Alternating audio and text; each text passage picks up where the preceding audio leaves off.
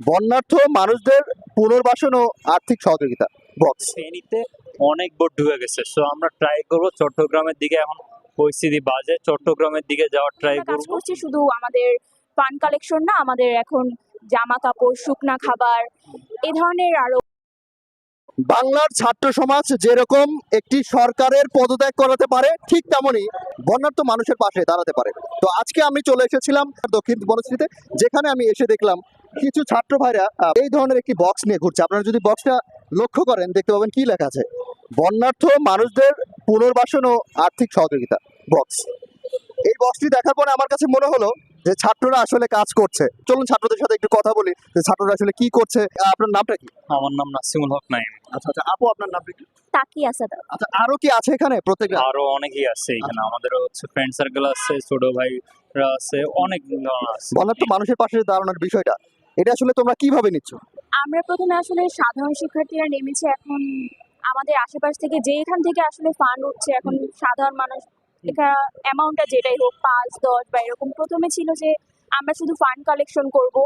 বিভিন্ন জায়গায় হচ্ছে থেকে শুধু এরকম বার্তা আসছিল যে আমাদের মানে খাবার এগুলো লাগবে না, আমাদের উদ্ধার কাজ করেন। আমরা ওই হিসেবে ফান্ড কালেক্ট করার জন্য নেমেছিলাম, কিন্তু এখন আমরা কাজ করছি শুধু আমাদের ফান্ড কালেকশন না, আমাদের এখন জামা কাপড়, শুকনা খাবার, এ ধরনের আরো মেডিসিন, তারপরে হচ্ছে গিয়ে মেয়েদের আরো বিভিন্ন সামগ্রিক জিনিস, এ ধরনের আরো যেসব জিনিস আছে ওগুলো হচ্ছে আমরা কালেক্ট করার চেষ্টা করছি। এখন এই যে তোমরা যে মাঠে নেমেছো, মানুষের কাছে যে টাকা কালেক্ট করার একটা চেষ্টা করছো, অনেকে অনেক কথা তো বলে বলে যে তোমরা তো ভুয়া, তোমরা তো এই টাকা নষ্ট করে ফেলবে।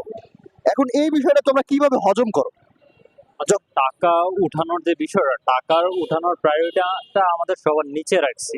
প্রথমে আমাদের বিষয় হচ্ছে আমরা প্রথমে মানুষদের বিভিন্ন, আমাদের দুইটা স্পট ঠিক করা হয়েছে, দক্ষিণ বনশ্রী 10তলা মার্কেট এবং দক্ষিণ বনশ্রী মসজিদ মার্কেট। এই দুইটা স্থানে আমরা বিভিন্ন ধরনের ঔষধ সামগ্রী প্রথমে কালেক্ট করতেছি। ঔষধের পর আমরা প্রায়োরিটি দিচ্ছি বাচ্চাদের পোশাক এবং বাচ্চাদের খাবার। এই থার্ডে হচ্ছে আমরা প্রায়োরিটি দিচ্ছি শুকনা খাবারের, শুকনো খাবার, এবং ফোর্থে আমরা প্রায়োরিটি দিচ্ছি আর্থিক সহযোগিতা। তো আমাদের প্রথমে কিন্তু আরো তিনটা আছে, মেডিসিন, শিশুদের খাবার এবং হচ্ছে শুকনা খাবার এবং পুরাতন কাপড়। এই কয়েকটা বিষয় নিয়ে আমরা কাজ করতেছি। আপনার মেইন লক্ষ্য হচ্ছে আপনি টাকা না দেন, আপনি যদি টাকা দিতে বিশ্বাস না থাকে তাহলে আপনার উপাদান দেন। এখন আমি বাচ্চার জামা কাপড়টা আমি কি করবো? ঠিক আছে না? এখন এই জিনিসটা অনেকে নেগেটিভ করে দিয়েছে ইতিমধ্যে, অনেকেই এরকম এমন কোনো নেগেটিভ ইম্প্যাক্ট ফেলেছে, সেই জন্যই অনেকে দান করতে ভয় পায় আর কি। বাংলাদেশে এমনও লোক ছিল।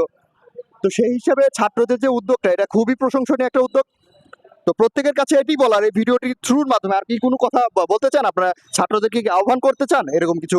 আমরা জাস্ট বলতে চাই সবাই হচ্ছে যে যার অবস্থান থেকে সাহায্য করে, এটাই। আমি এটাই বলতে চাই, যে যেভাবে পারেন যতটুকু আছে প্লিজ আপনারা সামর্থ্য অনুযায়ী সাহায্য করেন। এই যে ছাত্ররা আজকে শুক্রবারের দিন, চাইলে তারা ঘুমাতে পারতো, চাইলে তারা বাড়িতে মজা করে থাকতে পারতো, বৃষ্টির দিন সবকিছু উপেক্ষা করে তারা আজকে মাঠে নেমেছে।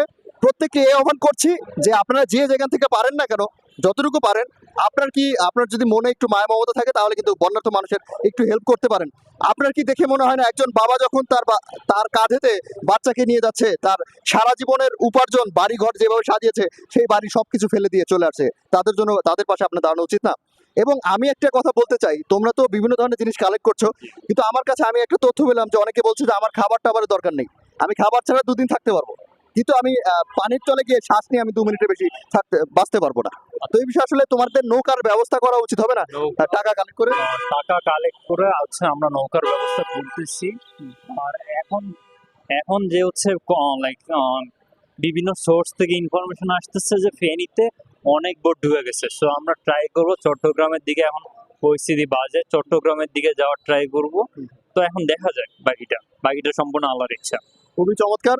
দর্শক মন্ডলী প্রত্যেকেই দেখলেন, আশা করছি ভিডিওটি শেয়ার করে দেবেন এবং বাংলার মানুষকে আবারও সজাগ করতে চাই, মানুষের পাশে দাঁড়ান, বন্যার্থ মানুষকে হেল্প করার জন্য প্রত্যেকেই মাঠে নেমে আসেন। আসসালামু আলাইকুম, আল্লাহ হাফেজ।